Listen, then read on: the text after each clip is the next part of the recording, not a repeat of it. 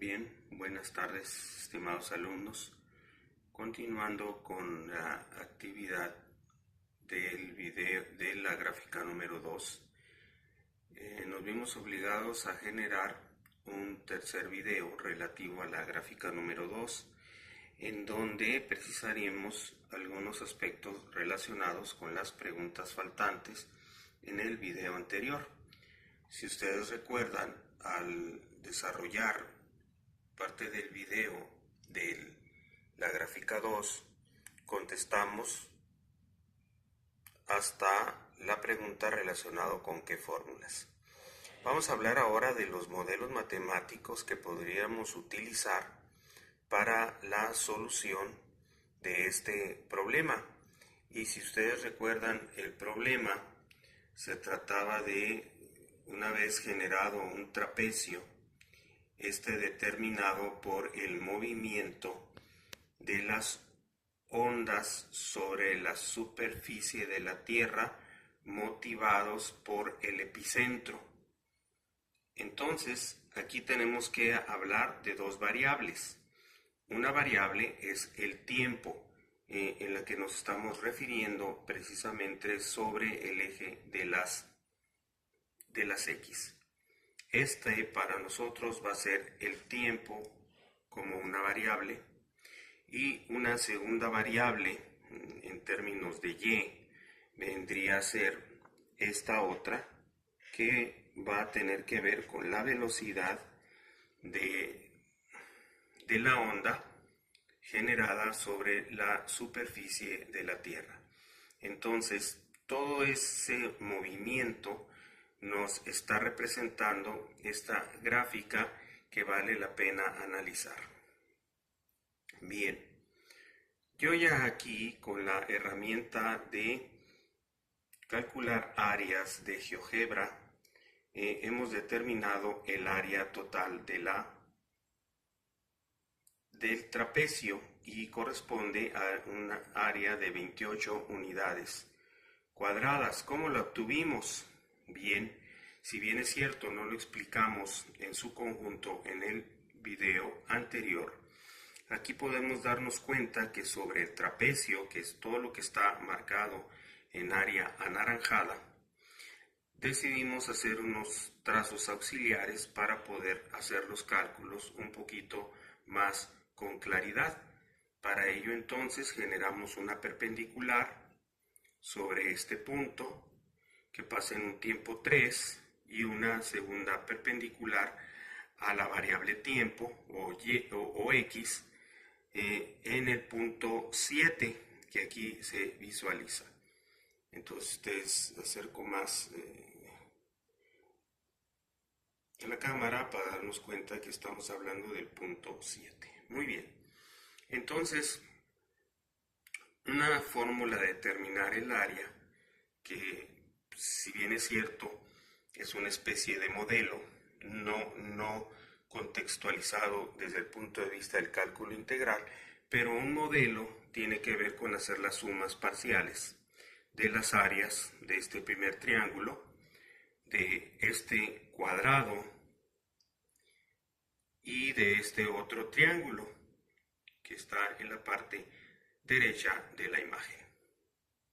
Bien, entonces esta figura es estática, he impreso lo que nos resultó del video pasado, y bueno, para efectos de seguir contextualizando, la gráfica corresponde a una función trapezoidal de la velocidad llamada vt de las ondas generadas por el epicentro. Nótese, eso tiene que ver sobre la superficie de la Tierra en un tiempo t.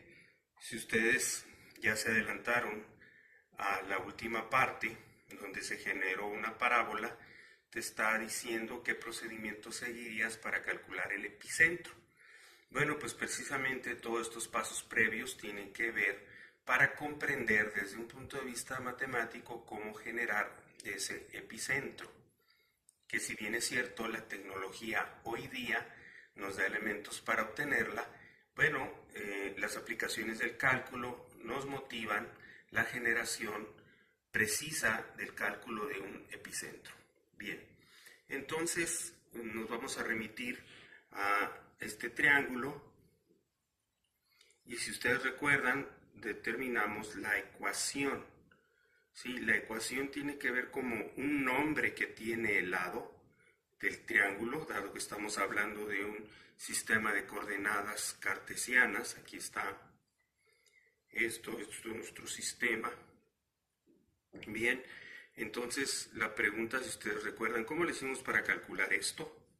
¿Cómo le hicimos? Bueno, nos posicionamos en la herramienta que está aquí. Trazamos la recta que pasa por el punto A y por el punto B e inmediatamente nos generó una ecuación. Esa ecuación pues precisamente está determinada aquí. Menos 4x más 3y igual a 0. Esta es la ecuación que le corresponde al lado AB. Bien, pero bueno, veamos cómo lo podemos atacar desde el cálculo. Aquí tengo yo mi ecuación, entonces requiero forzosamente realizar la operación que corresponde para poder despejar y este es un paso indispensable, es un paso necesario. Si ustedes recuerdan un poquito de álgebra, tendríamos que 3y es igual a 0 más 4x. Aquí no me voy a detener a estar explicando con detalle. Entonces yo tengo que 3y es igual a 4x. ¿Estamos de acuerdo? Despejo y voy a obtener 4x entre 3. La pregunta es, ¿qué es esto? Bueno, es una forma diferente de nombrar a esta ecuación que pasa por estos dos puntos. Bien. Pero esto en términos de una integral, ¿qué viene siendo? Bueno, en términos de una integral definida, ¿sí? En términos de una integral definida, hay un planteamiento general. Y ese planteamiento general obedece a esto que voy a marcar en rojo. Me dice que yo puedo calcular la integral en un intervalo BA, siempre y cuando B sea mayor que A, de una función f de x. Y esta va a ser equivalente a la función ya integrada, por eso pongo f de x mayúscula, f de el intervalo comprendido entre b y a. Esto de manera desarrollada equivale a f de b menos f de a. Muy bien. Esto lo pueden encontrar en cualquier video básico para calcular el área bajo una recta o el cálculo de una integral definida. Bien, contextualicémoslo ahora en consideración a nuestro problema. ¿Qué viene siendo 4x sobre 3? Bien, vamos a ponerle su nombre. Esto es la integral de 4, lo voy a poner en la forma como lo hemos trabajado en clase, 4 tercios de x de x. ¿Ustedes sí recuerdan cómo se resuelve esto? Pero le voy a poner los intervalos sobre los cuales voy a obtener, en este caso, el área. Nos remitimos a la gráfica y voy a calcular f de b. Hagan de cuenta que este punto 3 es b. Sí, lo voy a marcar aquí. Es b. Y este punto de acá es a. ¿Correcto? Y lo contextualizo aquí y voy a poner, perdón, a ver qué número tendré que poner aquí. Bien, 3 y 0. Aquí está una aplicación del cálculo que hemos estado trabajando en clase. Esta es una integral definida.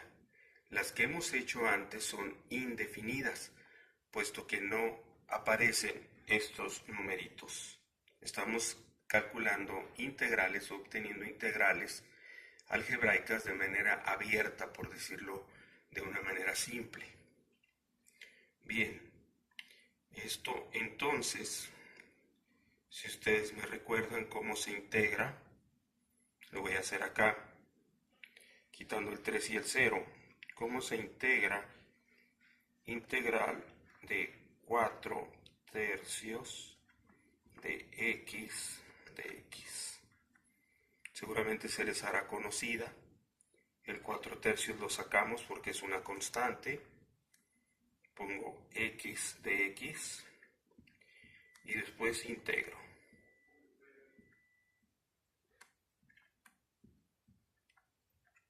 Estoy brincando los pasos de sumar unos directamente.